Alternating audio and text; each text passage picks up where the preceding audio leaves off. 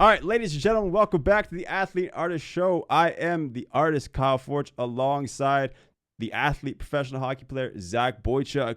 It's been a while since we had a guest. We promised one last week. He is here.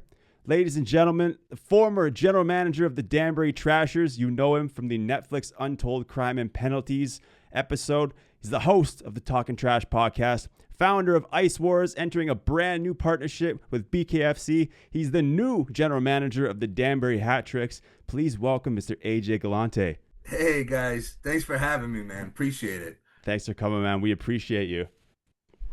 We know you've been all over the map lately. I mean, even just from your intro, I don't even know if I covered half of what you got going on. You make me sound real good, man. I appreciate it. Listen, man, I don't know what to say, man. I don't know what I'm chasing, but I'm chasing, and we're doing a little this, little that, you know. That's what I like to do too. Like I just love to do this stuff that I'm interested in, and some stuff goes further than I ever imagined. Some stuff doesn't go as far as I thought it would. But as long as you're enjoying it, I think that's what's important. There's too many people that get stuck in stuff that they hate, and then they're just depressed and complaining all the time. I've been there too. So as long as you're doing stuff you enjoy. No, absolutely, man. Like I said, I mean, there's guys working 100-degree heat doing construction. They're really working, you know what I mean? So, I'm lucky to be able to be in a position to do a lot of this stuff. But for sure. Just chasing, man. Just trying to build on a legacy and just keep things going. For sure. I kind of mentioned in the intro, a lot of people were introduced to you from the Danbury Trashers documentary on Netflix. We don't have to go over the entire documentary because I feel like you've talked about it 1,000 times. But the one thing I do want to ask is, we've seen you do a lot of different things with the Trashers, from merch to the podcast, which we'll get into as well, a bunch of different collabs. Where is the Danbury Trashers brand today, and what's your vision for it moving forward?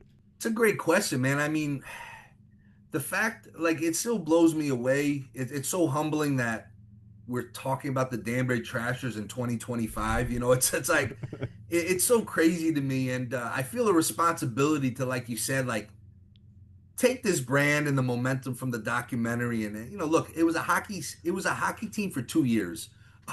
It's crazy to think that was only 2 years, but that's what it was. And, I don't know, man. It's like sometimes in life you're just lucky. Like the whole Netflix thing was a 1 in a million. Like people pitch stories. I mean, we didn't even pitch it to them. They came to us, which was weird to me. And that's rare too.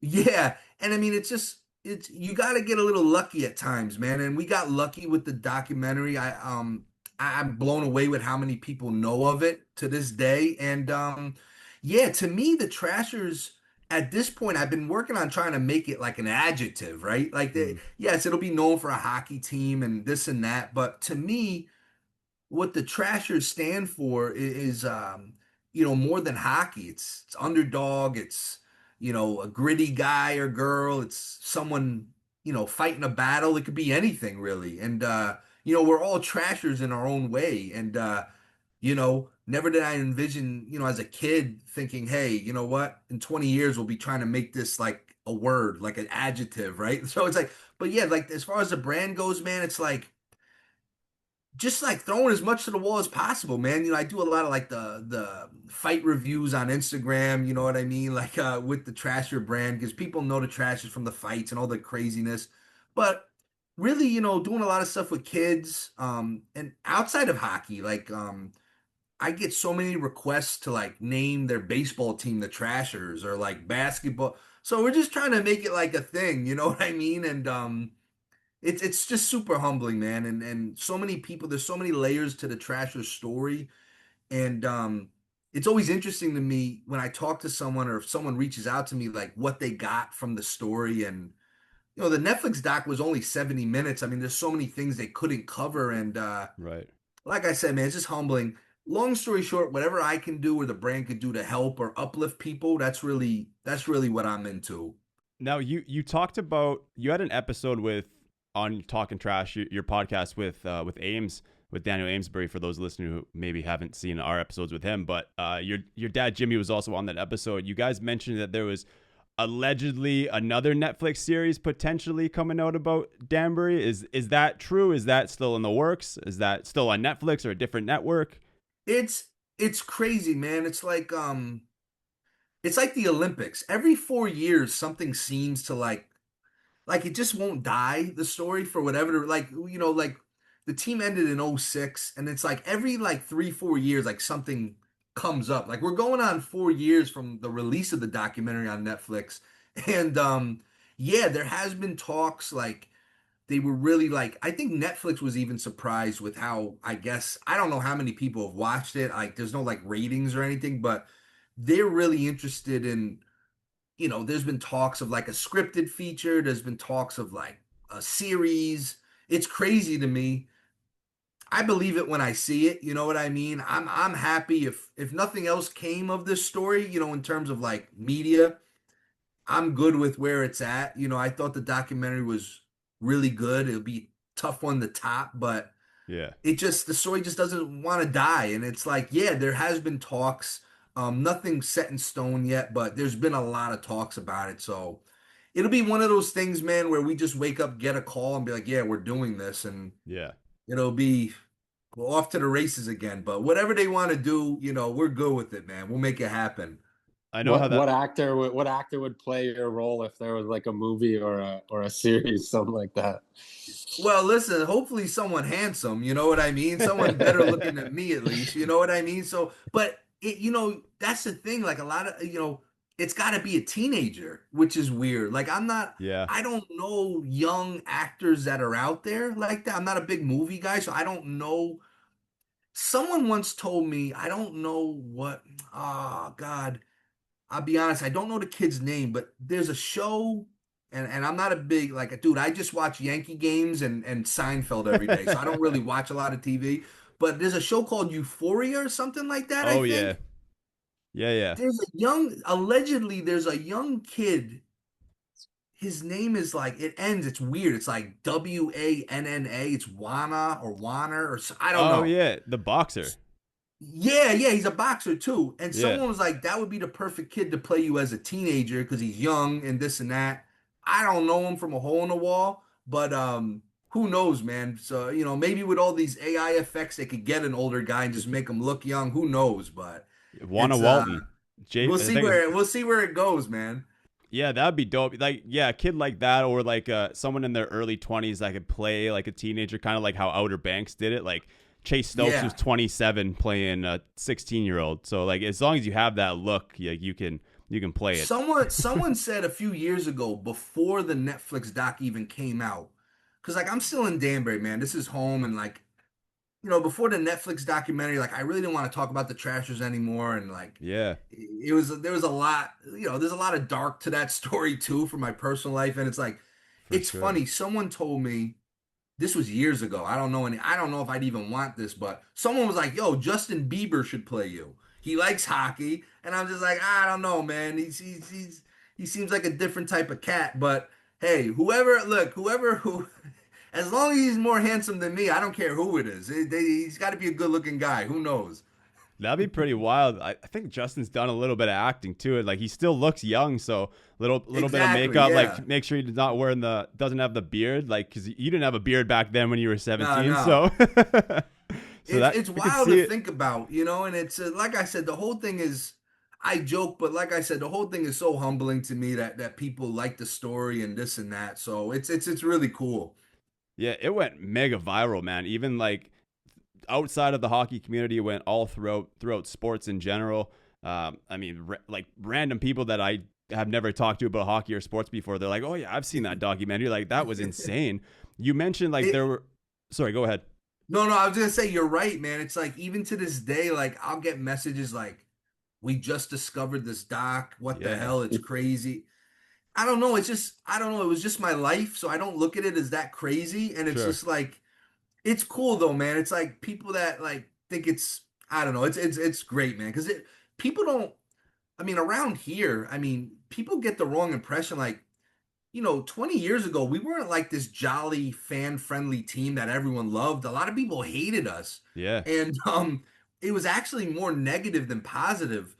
And like it's like, I guess time heals all wounds, because it's like 20 years later. It's just the way they kind of presented the doc, like, oh, they're great guys and this, but it wasn't always like that, man. You know what I mean? Like, a lot of people, they were trying to get us kicked out of the sport. It was Yeah, just wild times. It's just funny how time changes things.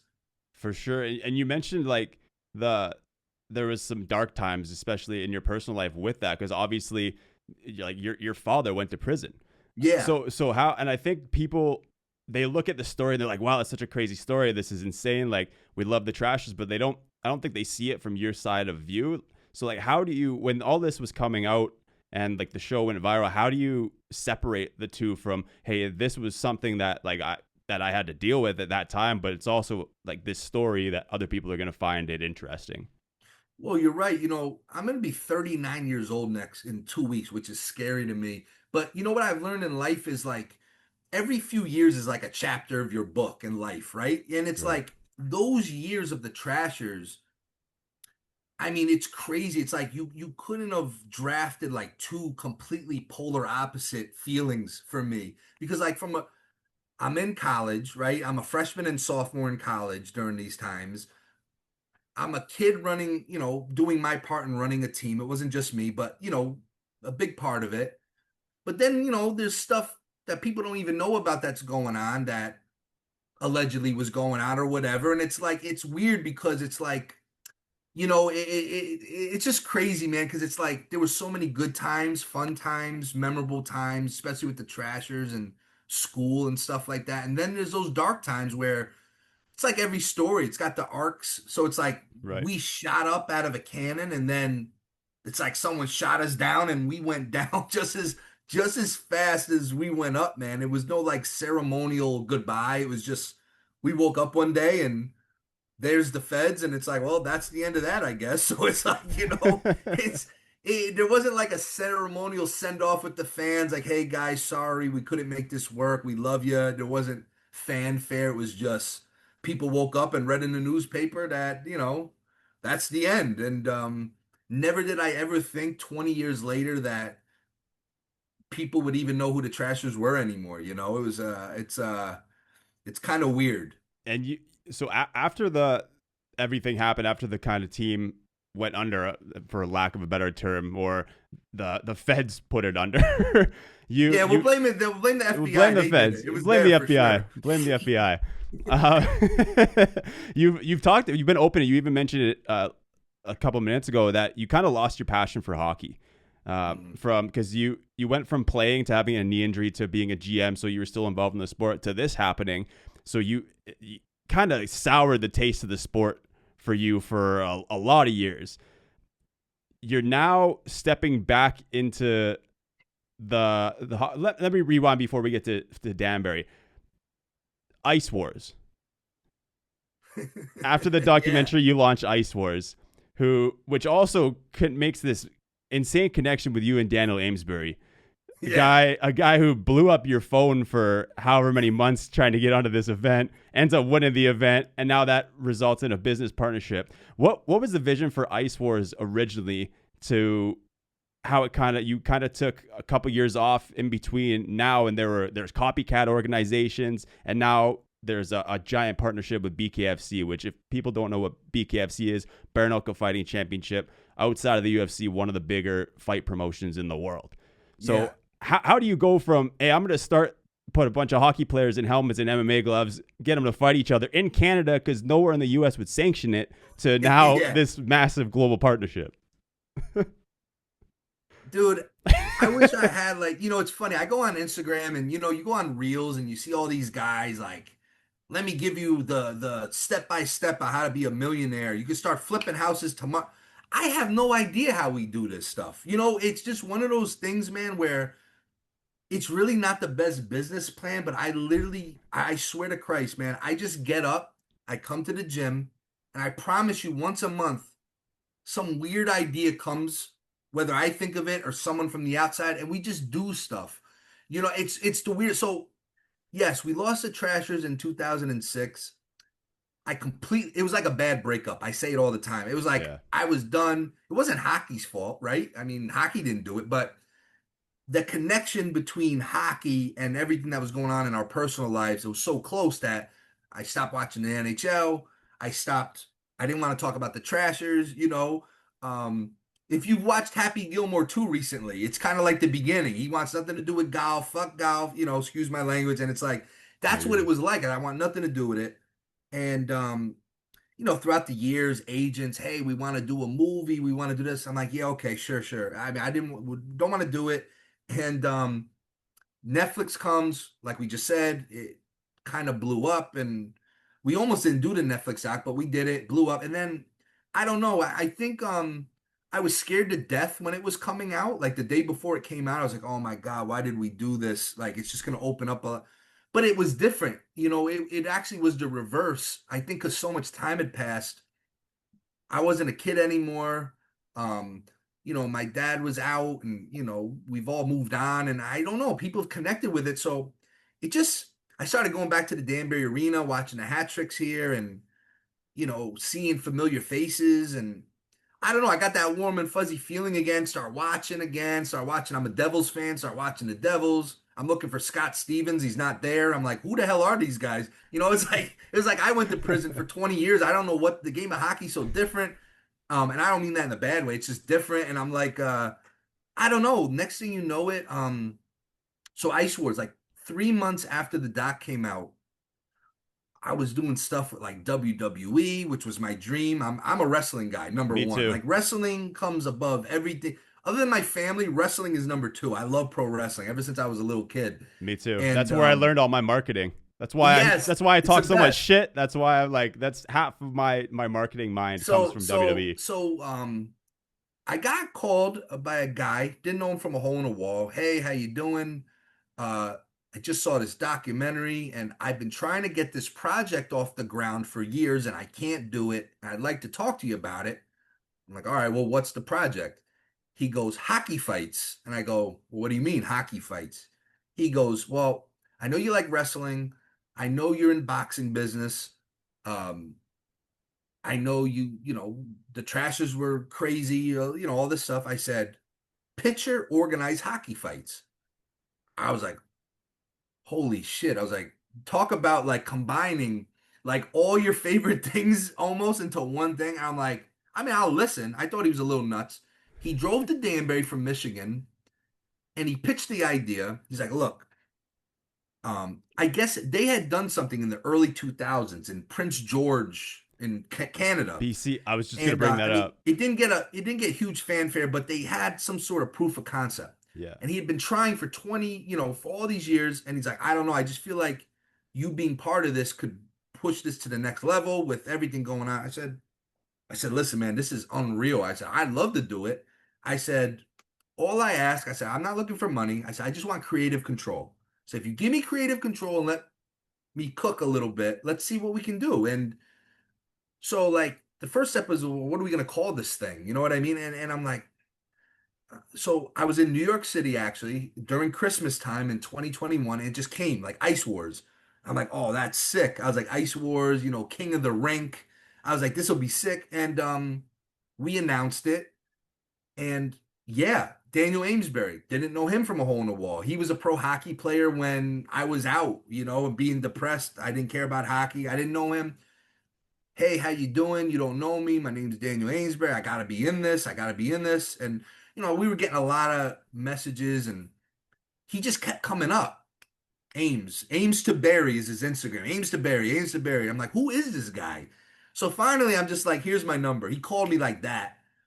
He's like, hi, I'm Daniel Amesbury. I played, you know, this. I'm looking him up and I'm like, oh shit, okay, he's legit. Like he played, he's tough. And he's just talking. He's like, I gotta be in this. You don't understand. I don't even want money. I gotta do this for me and this and that. And I just like the kid. I'm just like, and the kid, he's only a couple years younger than me. But I'm like, man, this guy is there was a connection right away. I was like, I like this guy. He's like, you know, I heard about the Trashers. I was born to be a trash. You know, he's saying all the right things too. He's buttering me up. Don't get me wrong. So finally, I'm just like, all right, you know what? Yeah, you're in.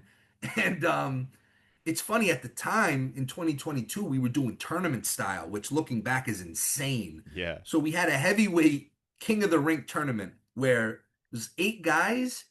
and Ames fought 3 times. And I just, like I said, man, I just had a hunch he was gonna win.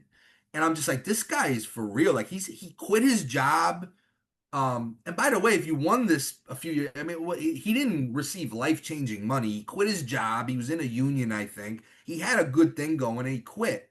I'm like, this kid's got some balls. He ends up winning it. Um, we did a second show. He was fighting some big dudes too, like guys And that everyone, had. and it's funny, like everyone back home was like, "Oh, who's this Amesbury guy? He's never gonna win. Look at the size of him." I said, "Size of him?" I said, "You know his heart?" It's like this guy is for real. I said, "He's training like Rocky Balboa in Russia for Drago." I was like, "This guy's not playing around, man." So I was like, as the promoter, you're not supposed to think who's gonna win, but I thought it was gonna come down to him and Curtis Swanson, and it ended up being him against Justin Sawyer. But anyway, we had a second Ice Wars a few months later, brought him back. He was in the main event. He won again. And I was just so happy for him. I really love him, his family. And so again, I'm not involved with the Danbury Hat Tricks at the time. And but I'm starting to go to the games. And one of the coaches was like, "Man, we need some toughness this year. Do you know anybody?" I'm like, "Know anybody? Did you just watch Ice Wars?" I was like, "You got to bring this guy in." They're like, "Who?" I said, "Daniel Amesbury, Diamond Hands." They're like, "Who the hell is that?" I said, "Dude," I said, first of all, I was pissed. I was like, "You didn't watch Ice Wars. Thanks." I said, "But," I was like, "Dude, I'm telling you, I don't vouch for people." I said, "But if you sign this guy, he will take this whole thing to another level." So I called Ames. And again, Ames is, first of all, shout out to his wife because he's got the right wife. This guy bounces around like a ping pong ball, and she's right there, man. My wife could never. She's like, "Let's settle one play," but It's he insane. he made a deal with them. I don't even think they talked money. He's like, "Yeah, I'm coming." Packed his kids, packed the wife, Jamie. They moved. They drove all the way to Danbury, and now he's not. He's back playing, and I was just, we just became like brothers, man. He was in my boxing gym every day, helping with the kids. And that first game, man, I warned people, I'm like, "You guys don't understand. He's not here. Like, this isn't a show to him. He's really gonna." I feel like it was one of his first shifts. He blew someone up. I mean, it was like Scott Stevens and Eric Lindros. I mean, he just absolutely blew someone off. And it was almost like the arena went silent for half a second. And it was like, and he became a cult hero. I Oh mean, yeah. like in Danbury, I mean, to this day, I mean, people are like, "When's Ames coming back? When's Ames?" I'm like, "Well, Ames is in the coast. I don't know if he's coming back. I'm gonna work it, but I don't know if he's coming back." But I mean, he became a cult hero overnight, and the Danbury won a championship. He's on the roster, and to this day, I say, he may not have had 10 points that season, but without him, they don't win that championship. I'm telling you, he 100%. he's a special person off the ice, and on the ice, it's just you don't.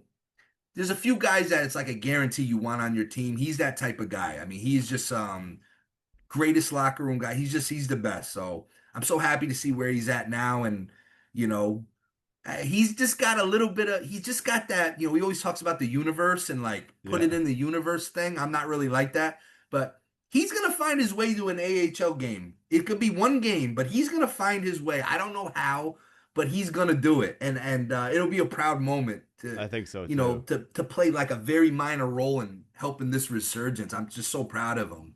The guy, like, it's still needed in the game today, and I feel like it's coming back. Like, you see guys like Rempe and like Revo and those guys, and like the skill players like Zach over here need those guys on the ice, especially when they're especially when guys are like Connor Bedard and Celebrini, they're like undersized, like small guys. They need those guys out there.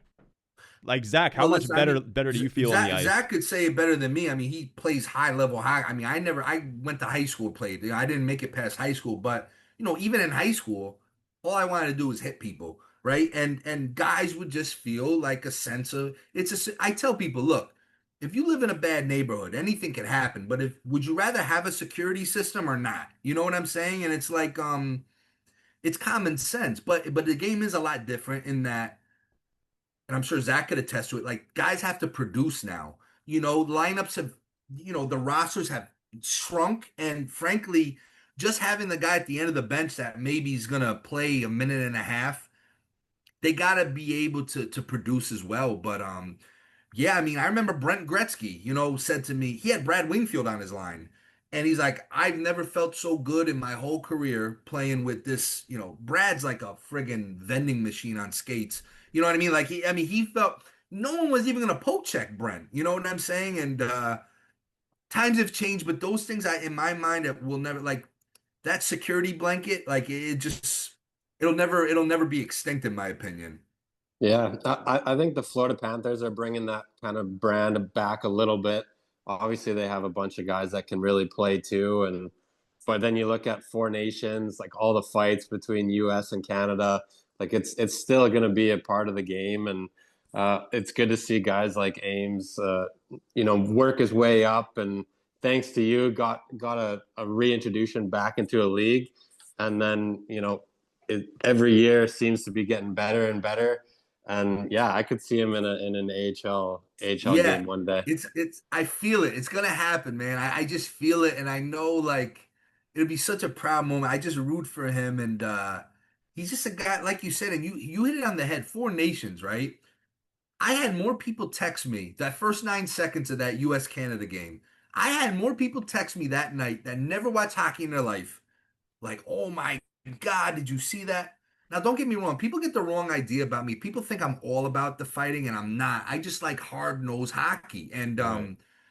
man, it's just like it's just such a weird balance, right? Because you worry about the health of guys. Like I don't want to be a hypocrite either. Like I'm a father now. I see my son, and I'm like, damn, would I want my son doing that? I don't know. I've gotten a little softer on certain things. You know what I mean? But I just feel like it's a balance you need in the game. Like I just can't imagine hockey without the physicality. That's just how I was brought up, and but at the same time, I do get some of the safety measures that are being taken place. And I think that's important. It's a weird, it's a very strange, it's one of the best debates in sports. I feel like, does it belong? Does it not? I don't know. I feel it does, but you know, I get it. There's definitely a balance. For sure. In terms of Ice Wars, after those first initial events, there were kind of a couple of years where you weren't involved, where there weren't events, where Ames wasn't involved, and then just recently you signed this big deal with BKFC. How did the BKFC partnership come about? Well, yeah, so we did those initial few shows, and that was kind of the plan. It's like everything else, sometimes you got to throttle back. I would have loved to come in 2022 and fight, have an event every month, but, Yeah, first of all, it's such a financial undertaking, first of all, to do those shows, but it was more or less like trials, and it was to be able to, all right, let's see these first few shows, what people liked, what they didn't. Then we start pitching it to commissions in the States.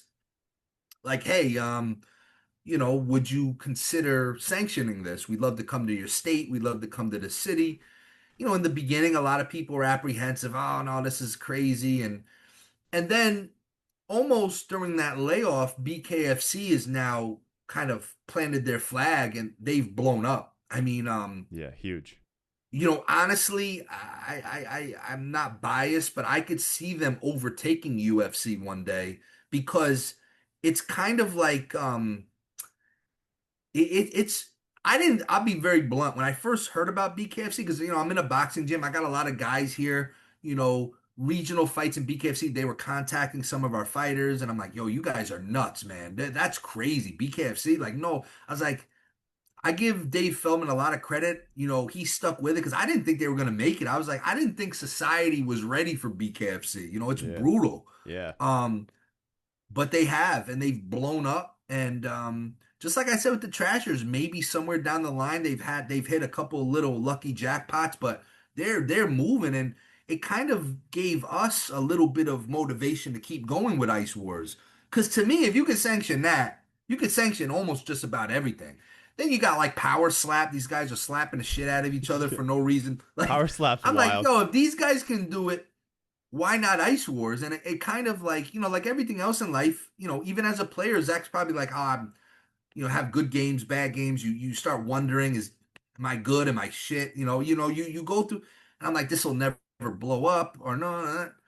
And we just, Charlie, who's, the partner in Ice Wars, who originally came and met me, he actually developed a relationship with BKFC. He helped them get into Canada in Edmonton, where we had the initial Ice Wars. So he developed a friendship. He started helping them out with their organization while Ice Wars was kind of on the shelf for a little.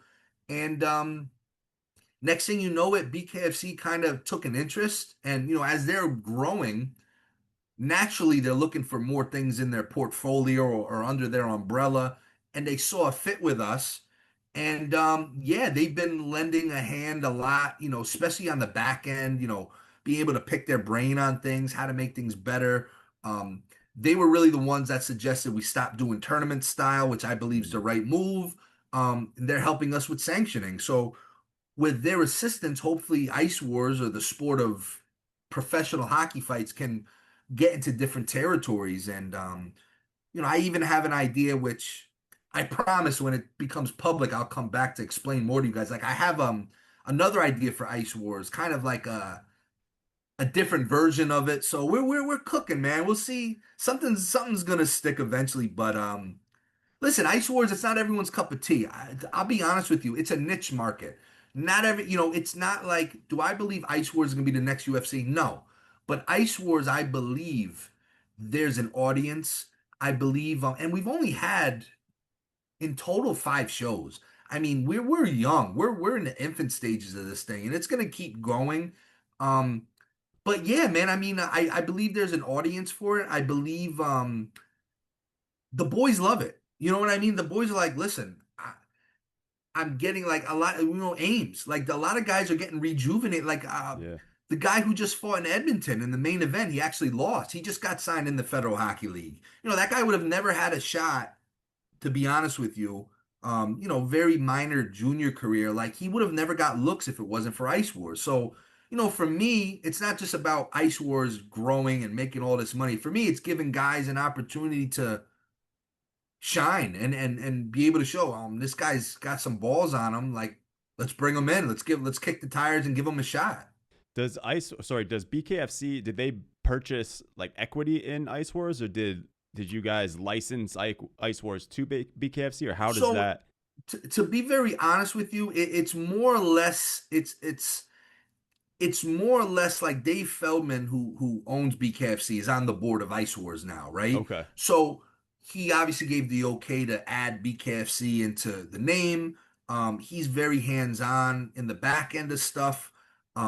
But he's so busy too, like he's all over the place. So it's a really cool partnership, and I feel like as we continue to grow and get more input, and because he's done a million events, so it's cool to kind of learn from him some of the mistakes he's made and what we can avoid. So yeah, it's exciting, man. It's exciting to have someone like that in our corner, and just keep it going. And I think Zach could attest to this. I think what's good for Ice Wars, right? In the old days, like I remember, training camp was a big thing for enforcers, right? Sometimes, like Brad Wingfield told me when he cracked his first pro team, in the late 90s, he had to fight like 6 times in training camp just to prove himself. You don't really see that type of stuff as much, especially in the NHL, like those training camp wars. Ice Wars in a way is a weird version. It's like a early 2000s training camp. These are tough guys that are fighting and showing guys like, hey, I can fight if needed. So I really believe it's it's entertainment, it's fun, it's crazy, but it really, guys take it serious, and a lot of guys are. I mean, I just got told yesterday, actually, one of the guys that fought on our Edmonton show just got signed up. I forget what team he's playing for. But it's giving guys life, man. It's giving them, giving them a chance. Most of these guys are working construction. They don't want to do it anymore. They want another shot, and that's what I'm about, trying to find ways to help guys out. Have you guys talked to McGregor at all about getting him involved in the promotion?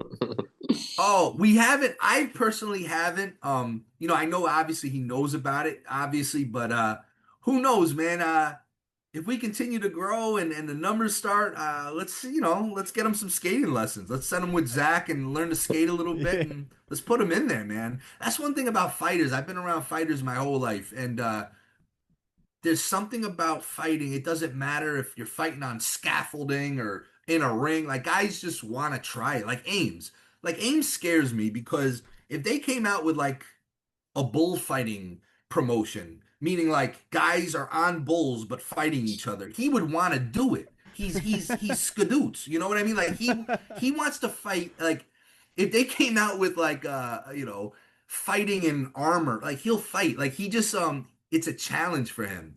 And there's so many guys like that out there. And yeah, man, who knows? Maybe we'll get Connor out there in some skates and you know what? Why not, right? You gotta shoot your shot. I mean, I wasn't even thinking about him on skates. I was just thinking about him in the face-offs. Nah, we gotta get him on skates, man. You know, like he could do it, man. He just a little practice. He'll be all right. He just got to get to the center and grab and whatever. He could do it. I believe in him. That would be insane. We mentioned, so you slowly started getting back into hockey through going to watching games to helping guys get like Ames get opportunities on teams to Ice Wars, to now last year you took a role as special advisor to the GM with the Danbury Hat-Tricks. Now you just announced that you're the new general manager of the Danbury Hat-Tricks, returning the general manager role. What was it? Was it kind of just a combination of everything that just re-sparked your passion for the game of hockey? And then how did this opportunity as to take over the team essentially come about? I don't know how I get myself in these spots, man. And again, I don't know what exactly I'm hunting for, but I you know what it is, man? I just have I have this weird appetite to compete at everything I do.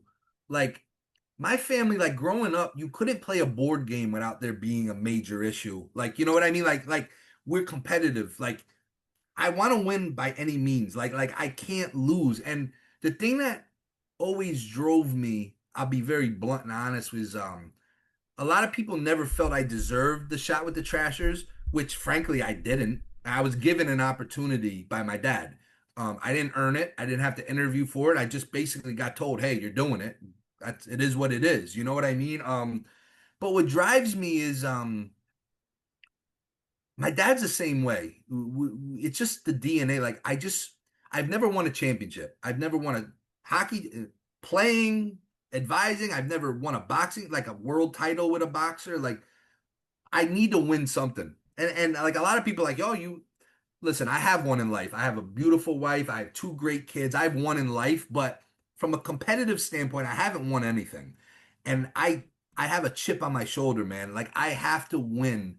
And yeah, last year around this time, the original coach and GM of the Hat Tricks got a promotion. He went to Kalamazoo to play, coach in the coast. And kind of the Hat Tricks were kind of in shambles. They were like, where do we go? Like, and they kind of put this skeleton system together where we had some player coaches, a bench coach, and Herm, who's one of the partners of the team, one of the owners, said, and I've known him for years, "AJ, you're interested in coming back?" And this was my worst nightmare. Because I can't just do it half. You know what I mean? It was my worst nightmare.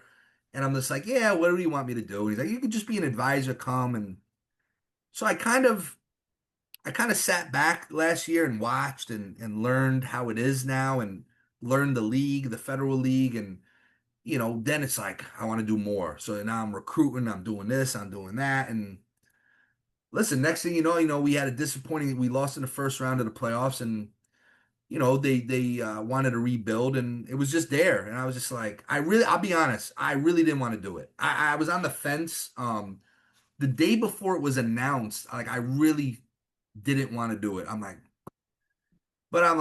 I gave my word, I'll do it.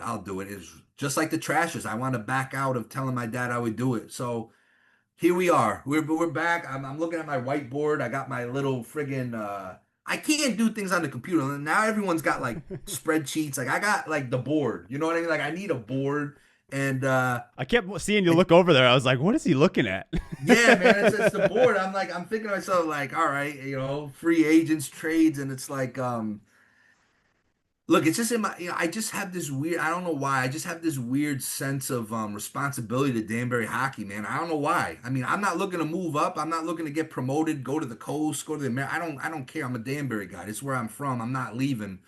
I just want to win so bad, and I also just have this, we started Danbury hockey, me and my dad, and I just feel like, I don't know, it's like turning your back on a baby. I couldn't do it. It's like if it's there, I'm gonna do it, and it's been a challenge already. It's different. And I feel a lot more pressure than I did as a stupid teenager, man. I feel way more pressure now. So we'll see how it shakes out, man. It's championship or bust. If not, I'm giving, not that I'm making a lot. I'll give all my salary back. We don't win a championship, it's going back to the owners. I can't I Wow. can't not win, man. I gotta win one way or the other. There's got to be lots of like players reaching out and coaches and everything with you getting announced as the big dog now. So I think that's what happens with teams. The one thing kind of falls into place, and then everything just comes in waves. So it's great to hear that you're back where you probably should be. Yeah, it's special, man. It's special. It's very hard to describe, and I just never in a million years thought I'd be back here doing this. And yeah, it's tough though, because the documentary, what's scary about the documentary is 99.9% accurate. There was no embellishment. It was so real, and that's great. It's funny, haha. But it sucks now because guys are expecting duffel bags of cash and all this other stuff now. And I'm like, guys, those days are gone. Mike like, Rep's not trying to I don't come know. back to play. Listen, what are you doing, Zach? Come over here. Like, dude, it's funny and it's hard because guys, look, perception is reality, and people watch this thing. The sad thing is it was all real, but times Allegedly. evolve and change. Like, those days are over, the allegedly duffel bag days. But it's like it's hard because guys, they're gonna test you. They're like, I'm looking to make this, that, and I'm like, it's a federal league, man. It's like it's not like that. You know what I mean? So it's definitely been some challenges, but I love it, man. I love the chase. I love the challenge, and I just want to put the best, whatever we can do. Put the best team together. I think we have a good base here from last year, and we just retool, and it's speed, man. It's all speed. Got to get fast. We need speed. Last year the guy, the team that won, Binghamton. You watch them, it's like watching a bunch of NASCARs. It's just speed, man. You need those fast guys. That is hilarious that guys are expecting duffel bags of cash. Well, they joke. Like it's Russia. See, they joke about it, right? I don't think they're joking. I'm not, this isn't my first rodeo now. So it's like, I know it's like, haha, hey, can you give me the Mike Rupp duffel bag? Haha. And I'm just like, oh, yeah. But, I'm going to play by the rules, Kyle. I'm all about playing by the rules, and Allegedly. We're going to do everything. Everything's going to be on board. That's the Cub Scout honor, bro. We're going to do everything right. So don't no duffel bag. FBI won't be showing up this time, man. You're good to go. Yeah. That's kind of what's going on in the NCAA. Like, for the longest, now it's like legal for the most part. There's still shit going on under the table for sure. But like, until the NIL stuff, until they started letting players get paid, it was the exact same thing in the NCAA. Guys were getting cars, they were parking down the street at their friend's house, so the NCAA didn't see that they were getting recruitment bonuses or whatever. They were getting packages of cash. They're getting this, that, the other thing. It's the sport. Well, listen, I'll be honest with you. Jokes aside, like, look, I get it. The Federal Hockey League. Look, this is if not the lowest, one of the lowest rung of pro hockey, right? Sure. It's supposed to be for prospects and guys, let's be honest. It's no one goes into their pro career hoping they're in the Federal League. But I'll be honest with you, the Federal League has changed, man. And there's some high level hockey being played. And I hope I could do a little part in trying to change the perception of the Fed, man. It's like, I get it. I guess, years ago it was, the Wild West, but it's different, man. When I got into it last year, I'm like, oh, this is going to be easy. It's going to be a breeze. This is a joke. It's legit, man.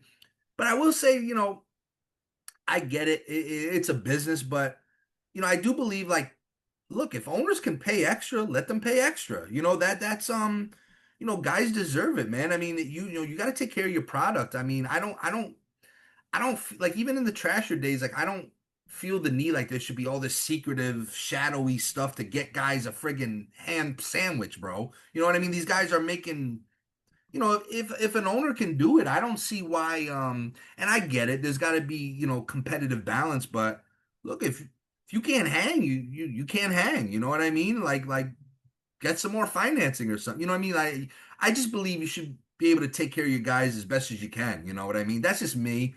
Sure. I get not everyone could do it, but a lot more guys can do it than they say they can. So I just feel like you got to take care of your product, man. And those are the boys. Is there a salary cap? You don't even want to know the salary cap, man. Because you're gonna start, you look like a smart guy. You're gonna start dividing things up and be like, so these guys are making XYZ a week. I mean, it's crazy, man. It's I'm embarrassed to even say, but the Federal League has been making, each year little changes. They raised it a little bit this year. They've been expanding a lot of team retention, which is important for a league. So I've been impressed. Like, listen, if I'm involved with a league, I don't care if it's semi-pro. I want it to be the best. You know what I mean? Yeah. Like, and I will approach every player, man. I will approach, like, dude, I know guys aren't coming to dude, I've been talking to Coast guys. I'm like, yo, so what? It's a couple hundred a week. Just come on, man. Like, dude, I shoot my shot with everybody, man. I was talking to my boy Nico Blashman the other day, who plays in the Coast, tough guy. And he hasn't signed yet. He will. He'll be signing any day now, somewhere in the Coast. But I'm like, hey, listen, start in Danbury for a month, tear it up, and then get going. I mean, what are you worried about? So I'll go after, bro. If Sidney Crosby walked in right now, I'd try to sign him. I don't care, man. I have no shame. Worst he could tell me is to go shit in a hat. You know what I mean? I don't care. Exactly. I'll approach anyone, talk to anyone. If you want to play in Danbury, man, let's do it. Zach's gonna get a call after we hop off. Hey, why not? Listen, why not, man? Look, here's the deal, right? He just had a kid, though. You got to make it sweet for Zach. Of course. Oh, I love the kids. Kids love me. I love kids. You know what I mean? Like, why not? Listen, here's the deal, man. I put my Vince McMahon hat on. I don't care what anyone says. Vince McMahon's my guy. Like, look, I'm going to try to make it where, even if you play one game, to have Danbury in your passport book, that's a big deal, man. Danbury is home of the bad boys, man. It's the best. You got to come to Danbury, Zach. Don't worry about it. We'll figure it all out. Just it's a 15-game minimum. You just got to play 15 games. You'll be eligible for the playoffs. Go do what you got to do, and we'll bring you back in March, April, and we'll win a cup, man. It'll be great. If you can give me 2 more years, I got a 2-year contract. Maybe I'll come in. I'm gonna write it down. In 700 something days, I'll be ringing you. Don't worry. Sounds good. How funny would that be? These just all these ex-NHL guys playing for AJ. Right? Like I tell you, you know what I do notice though? I'm being serious. Like, as I've gotten back into the game of hockey the last few years, it's like hockey is so much bigger than when I was younger. It's like I feel like so many, even kids, like so many guys in pro, like they kind of lose the love of the game, right? Because it's a grind. For every like underdog that makes the NHL, right? They always love to spotlight one guy a year that kind of came out of. There's hundreds of guys that are better that just can't get lucky, can't make that break. I say come to Danbury, come to the Fed, rediscover your love for hockey, okay? Get your swag back, and then go right back up to wherever you got to go. That's what I say. Like, too many guys, like, what's it going to hurt? Like, what are you telling me? Like, because you go to the Fed for a few games, like, oh, he's off limits now. He can never go up. I tell guys, come to Danbury. We'll take care of you, all right? We got great food. Everything's great. We're close to New York. I was like, and you know what? Tear it up in this league. And then go, when guys start getting injured and stuff, you're going to be the first guy they call. I'm telling you. I'm going to get a name. Shape. You're staying in shape, practicing, playing games. Listen, I tell people, you know what I think is a big problem for these young kids is the agents. And I don't mean to shit on agents. 100%. Because, you need shit agents, on the agents. But let's get into that. The problem with agents is agents get paid if you get paid. So what does an agent care that, hey, you know what? I'd rather you go to, you're going to be a fourth liner in the Coast. You're not going to, or you're going to get scratched. You're going to by default make a couple extra bucks, which means I'm getting a couple extra bucks. Meanwhile, like Zach said, go to the Fed, gain you some confidence. Okay. play, because look, I don't care. Like I'd rather, like me personally, I'd rather be playing in a lower league, getting live rounds and developing than just saying, "Hey, I'm on an East Coast team, but I'm scratched every day and I'm 100%. practicing with the boy." Dude, I want to play. I want guys that want to play. Like I get it, there's a badge of honor to be in the East Coast League or AHL. Dude, I'm a guy that wants to play. Like I'd rather take a pay cut and get those. That's how you're gonna get better. It's like boxing, man.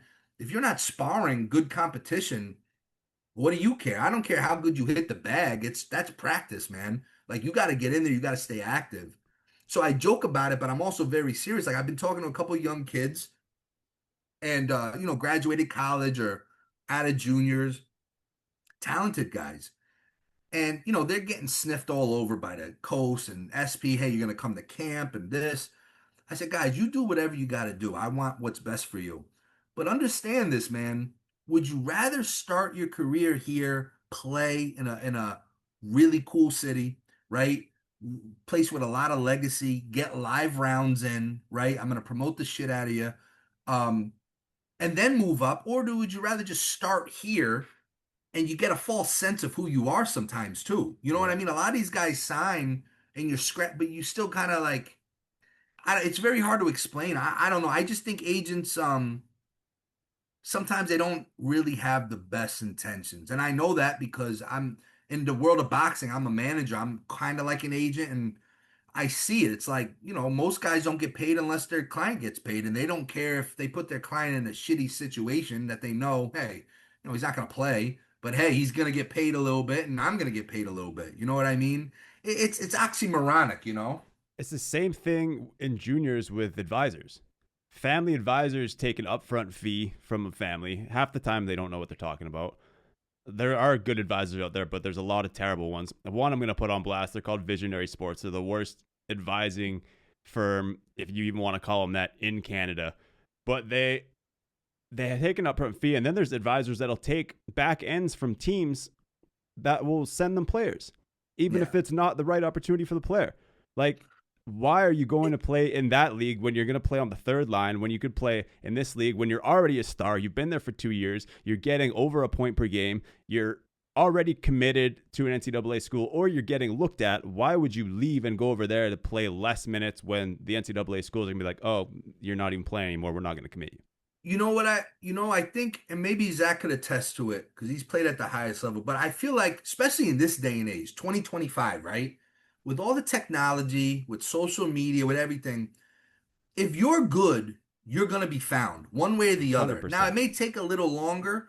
Like maybe back in the 90s, it was different. I mean, there was no social media. You can't just, I mean, you could contact the head coach or GM like tomorrow. Like I got Yeah. guys hitting me up. This wasn't around in the 90s. You know what I mean? Like, so I tell people, work on your craft. Okay. It's a sacrifice. Yes, of course. In a perfect world, you would be up here already. But you know, sometimes it's luck, like I said, sometimes it's timing.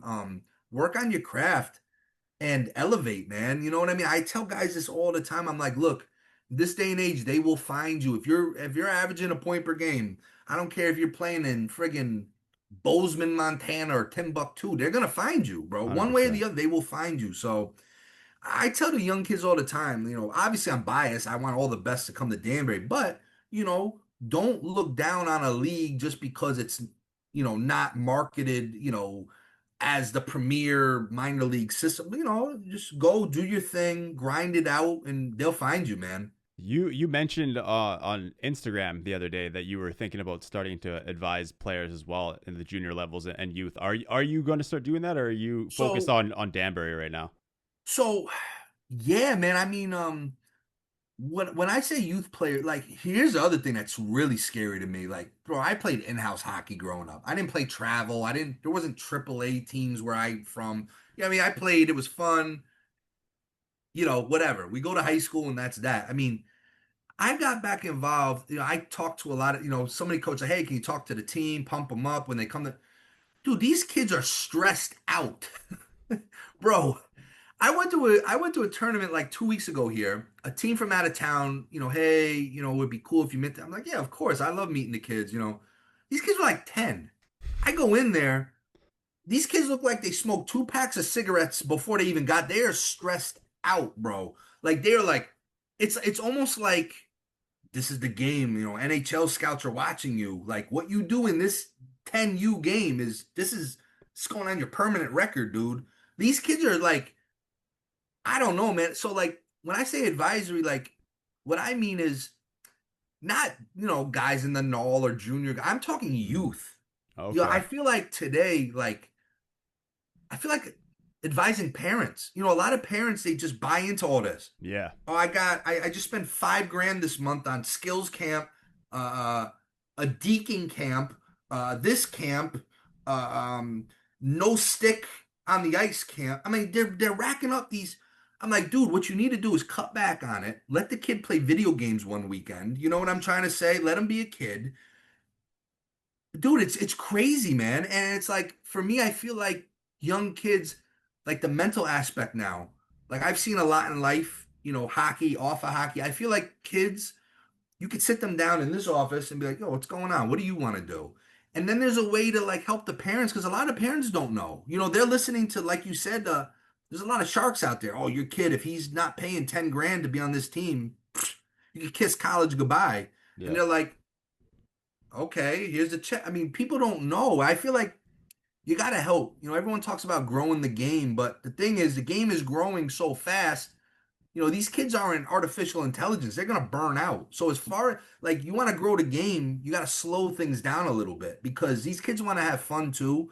And they're just so afraid to say it. Like I see, there's a one kid that comes to my gym and, he hits the bag a little bit and he plays hockey and, hey, what are you doing this weekend? Well, I'm going to New Hampshire tomorrow, and then I gotta friggin' go to Rhode Island on Sunday, and then by the time we get home, I got 3 hours before I gotta get up for Skills 2.0 Superstar Camp. And I'm just like, God damn, man. Like, listen, God bless. At the end of the day, I'm not hating anyone on getting money and a lot of these camps are good and they help the kids, but I don't know, man. It's like start taking track now. A lot of these kids aren't going to be wanting to play in a few years. They burn Yeah. out. It's crazy. It's crazy. Yeah, there's a lot of pressure on the young kids, and they think they need to be doing more. And I was listening to an interview with Schaefer, who was the first overall pick this year, and he had like an older brother that was like that, had to do all the camps, had to do all the things,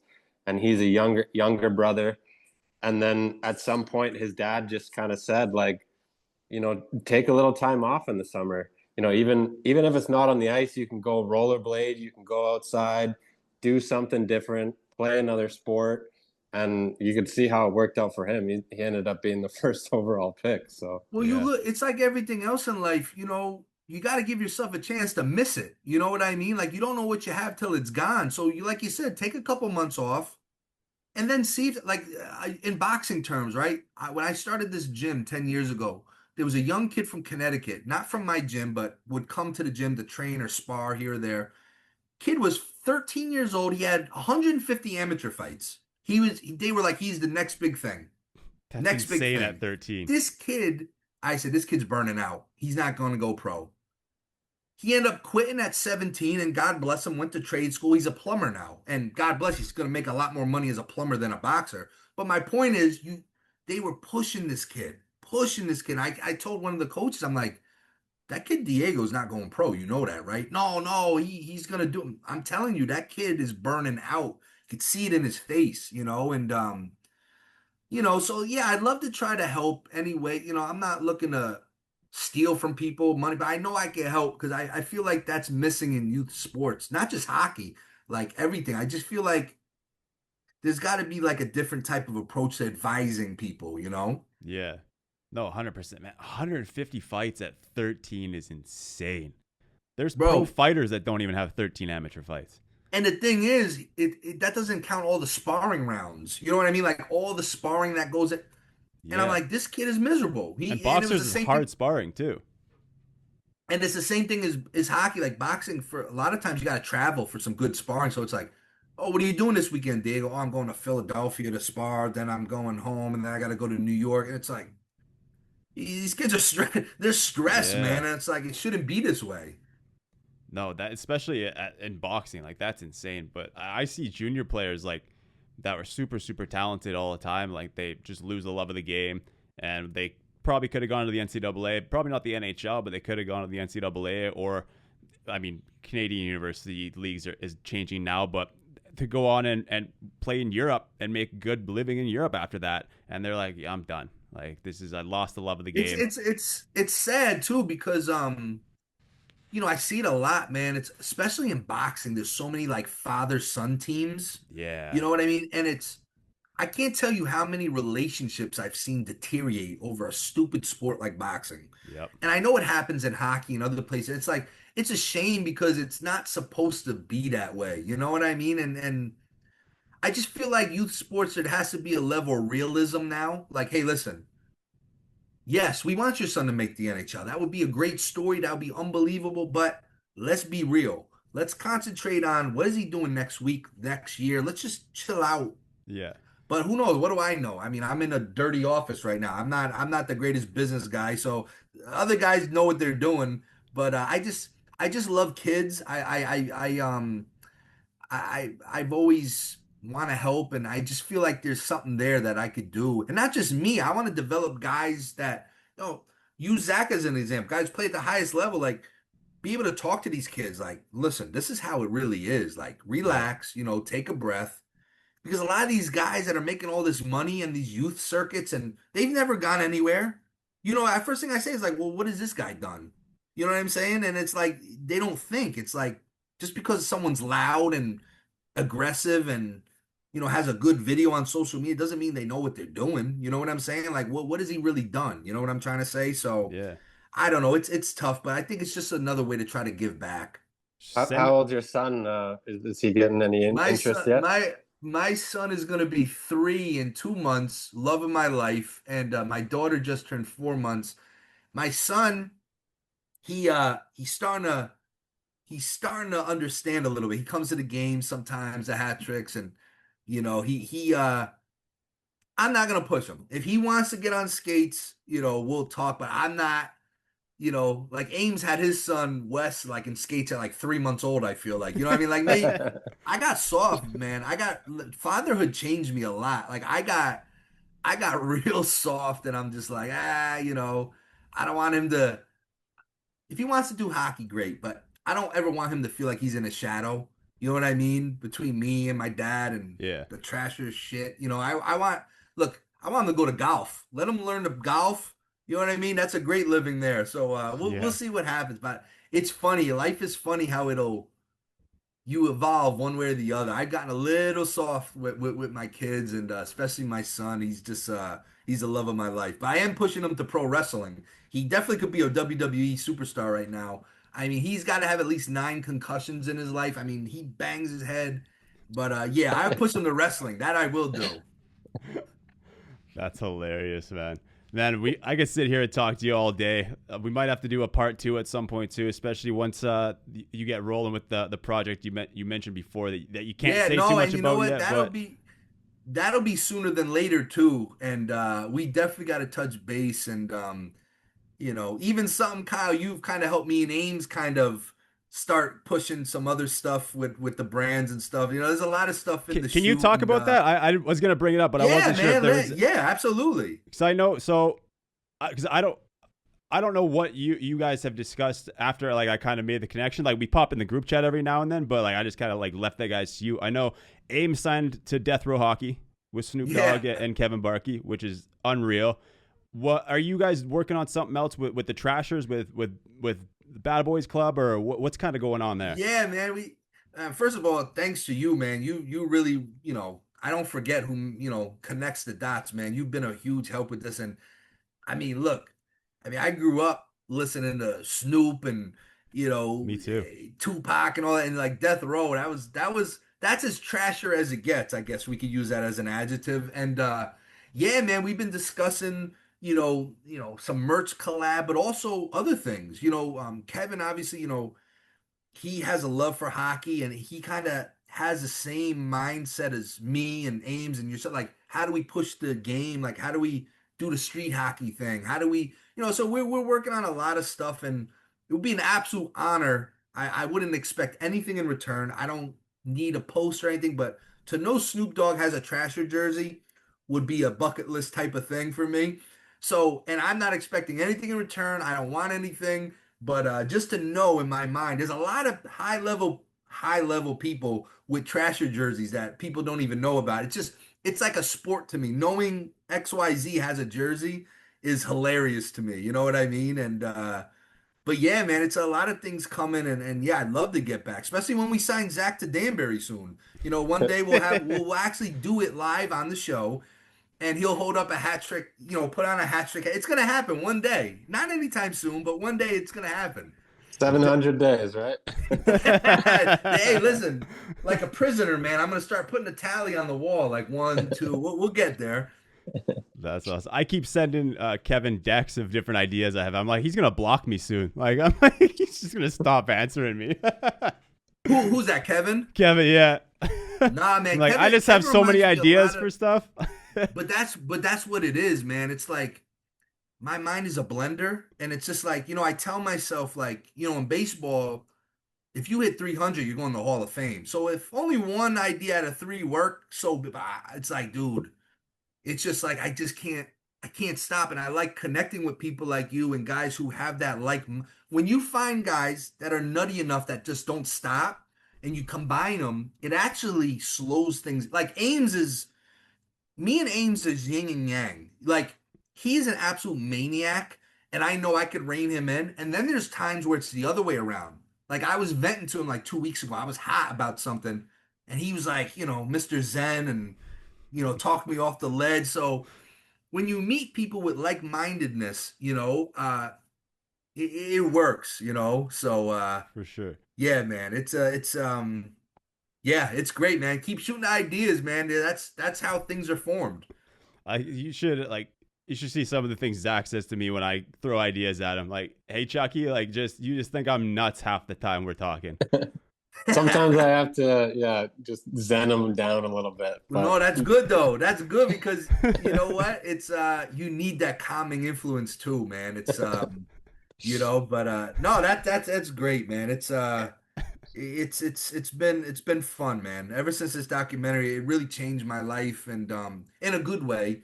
And just trying to take that momentum. Even now, I mean, it just doesn't die. Like, I still get people, like, things popping up, like this death row thing potentially. Like, it just doesn't want to die. So I'm like, you know what? It's not about me. It's about how do we take this momentum that comes in waves and do good with it. That's really what it's about, you know? For sure, Matt. Man, I'm super pumped for everything that you've accomplished from the Trashers to the hat tricks to boxing to Ice Wars, everything in between. I'm super pumped to see everything that you keep doing too, because like we just said, you're full of ideas, and I love hearing them. I love that there's not a lot of people that have the balls to actually push for something, because they're scared that's gonna fail. Doesn't matter if it fails as long as you keep going and keep throwing ideas at the wall. Like I kind of use this analogy sometimes. It's like throwing paint on a canvas and seeing which color looks the prettiest. Yeah. No, and I know I've been yapping for like over an hour now. I feel bad. No, but don't. You're good. Like, it's funny. Like, someone asked me for advice in the gym, a young kid, and he's like, you know, what's your, you know, blah blah blah. Like, everyone thinks I'm like some wise man now. Like, they all call me Unc in here. I'm the old guy now. Oh, I used to be the youngest guy in the room. When I was 17, like, I was the youngest guy in the room. Now I'm the oldest. It's weird, but it's like, I tell them, like, guys, you know what the key to success is? To fail. I was like, you don't learn when you succeed, okay? You don't. Like, if you come right out of college and you land $1 million job, congrats. But you're not growing. You think you are, but now you got a false sense of shit. You know what I'm saying? Like, dude, you got to fail.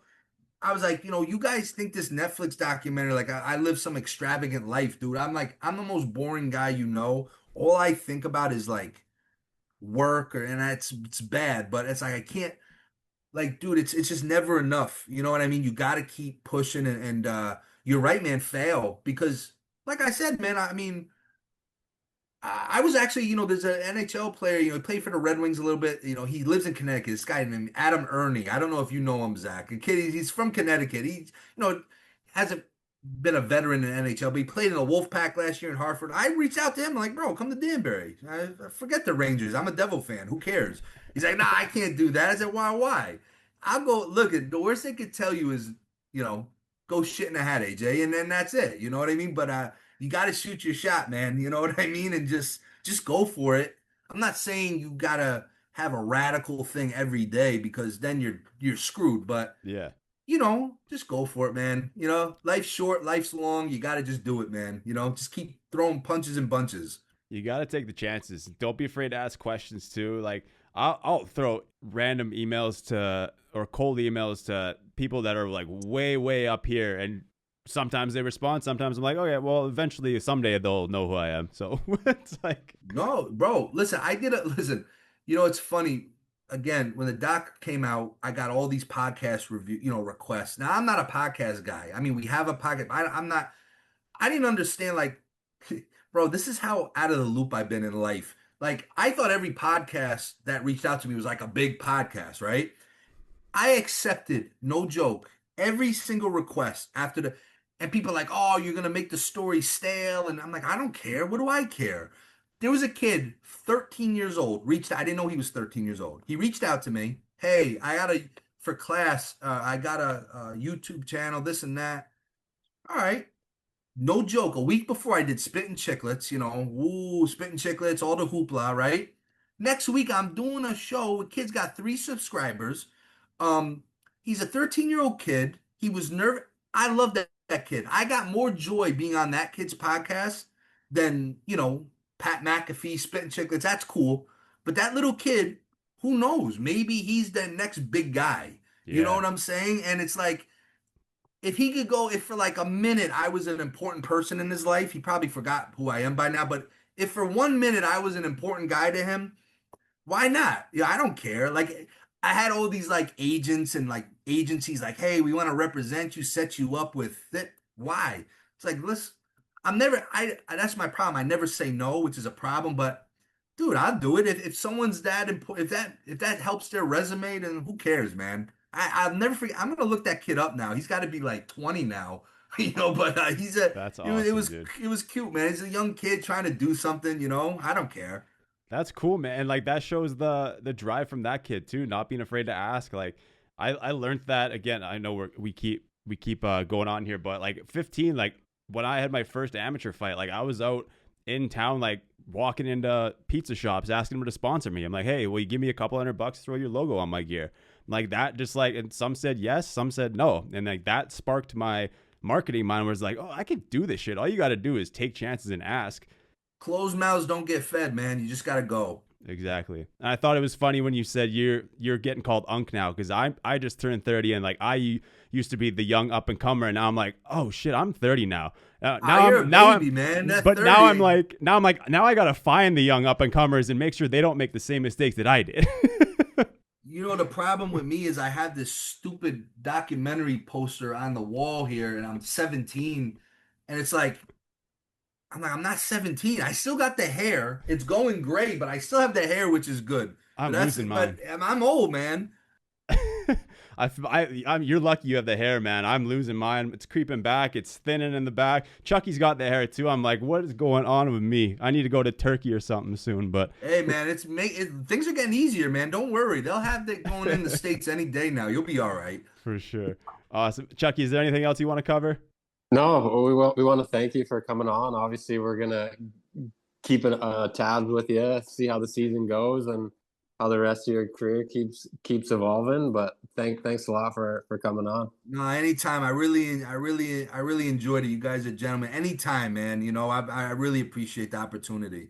Hey, we appreciate you, man. Again, we know how busy you are, so thank you again for the time, and good luck with everything moving forward. Definitely keep us updated. Anytime you want to come back on or chat, even just have a conversation, just let us know, and let me know how things go with Death Row and Kevin too.